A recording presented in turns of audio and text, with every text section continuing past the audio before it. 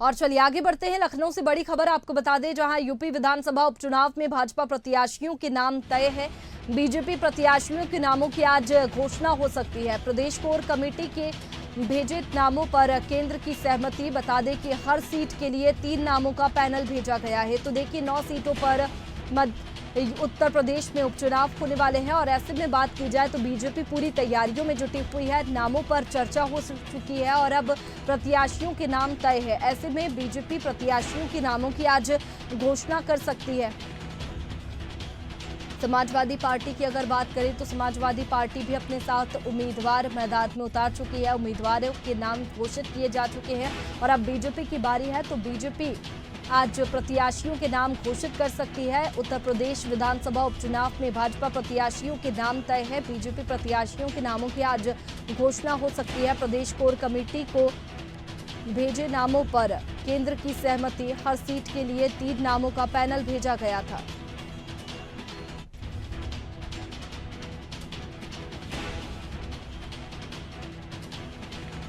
तो देखिए उत्तर प्रदेश विधानसभा उपचुनाव की तैयारियां तेज है और ऐसे में तमाम जो पार्टियां हैं वो उपचुनाव की तैयारियों में ही जुटी हुई है। बीजेपी की बात करें तो बीजेपी प्रत्याशियों के नामों की आज घोषणा कर सकती है, क्योंकि उत्तर प्रदेश विधानसभा उपचुनाव में भाजपा प्रत्याशियों के नाम तय है।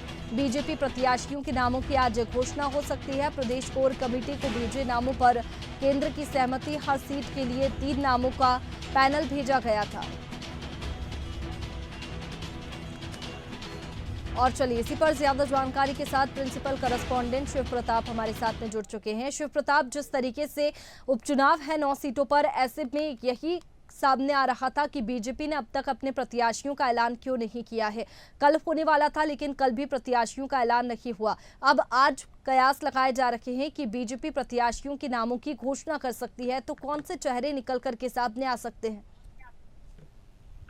वैष्णवी, उत्तर प्रदेश के जो उपचुनाव होने वाले हैं उसमें हर एक विधानसभा सीटों के लिए जो 9 विधानसभा सीटें हैं, विशेष रूप से कहा जाए तो 8 विधानसभा सीटें, क्योंकि एक विधानसभा सीट पे जो कि मीरापुर विधानसभा सीट है उस पे राष्ट्रीय लोकदल के प्रत्याशी को लड़ाना है भारतीय जनता पार्टी को, जिसको लेकर के हो सकता है भारतीय जनता पार्टी उसका भी नाम अपनी ही सूची में जारी करे।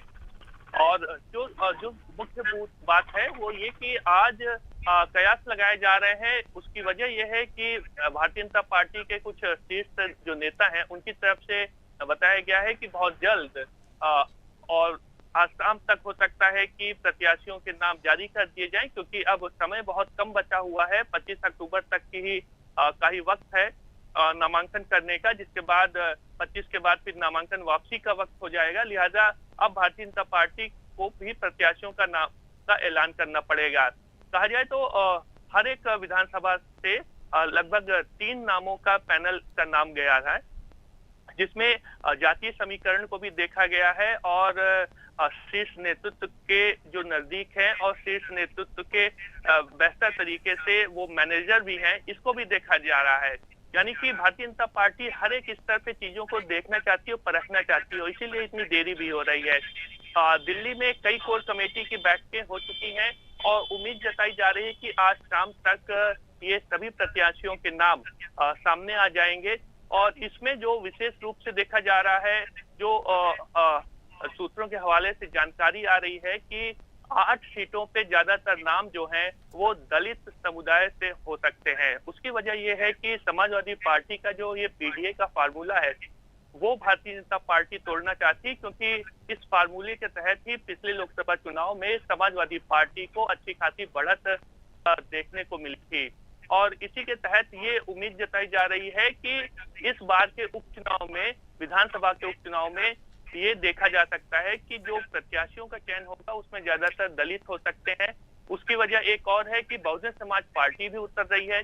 वो अपनी सोशल इंजीनियरिंग के लिए मशहूर है और वो बिल्कुल सीधे तौर पे जातीय समीकरण के तहत ही अपने प्रत्याशियों का चयन करती है।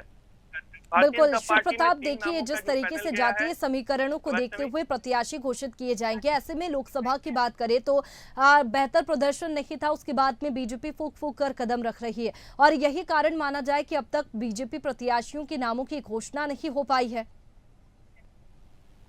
बिल्कुल वैष्णवी, ये एक मुख्य वजह है कि लोकसभा चुनाव में जो जिस प्रदर्शन की उम्मीद भारतीय जनता पार्टी ने की थी, विशेष रूप से उत्तर प्रदेश में, क्योंकि उत्तर प्रदेश में 80 लोकसभा सीटें हैं और यही वजह है कि उत्तर प्रदेश में भारतीय जनता पार्टी का पूरा ध्यान था, केंद्रीय नेतृत्व का पूरा ध्यान था कि उत्तर प्रदेश में बेहतर से बेहतर प्रदर्शन होगा और इसीलिए कई दफा प्रधानमंत्री नरेंद्र मोदी की भी जनसभाएं हुई थी। सबसे ज्यादा जनसभाएं उत्तर प्रदेश में की गई थी और यही वजह है कि लोकसभा चुनाव में पूरी पार्टी, पूरे देश भर के जो वरिष्ठ नेता थे वो उत्तर प्रदेश में कैंप बिल्कुल, कर रहे आज थे। बीजेपी प्रत्याशियों के नामों की घोषणा होगी तो अब ये देखने वाली बात होगी कि कौन से चेहरे निकल करके सामने आते हैं। शिव प्रताप, आप बने रहिए हमारे साथ में, आगे और जानकारी आपसे लेंगे। तो देखिए, बीजेपी आज अपने प्रत्याशियों की घोषणा कर सकती है।